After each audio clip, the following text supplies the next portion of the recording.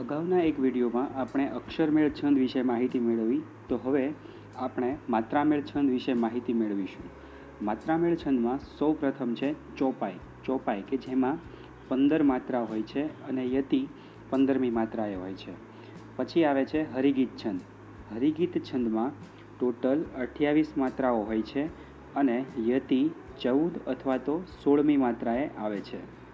સવૈયા છંદ. સવૈયા છંદમાં 31 અથવા તો 32 માત્રાઓ હોય છે અને યતિ 16 અથવા તો 21મી માત્રાએ આવે છે. ઝૂલણા છંદ. ઝૂલણા છંદમાં 37 માત્રાઓ હોય છે અને યતિ 10, 20 અને 30મી માત્રાએ આવે છે. હવે બે છંદ છે જે બંને અગત્યના છે. એક છે દોહરો અને બીજો છે સોરઠો.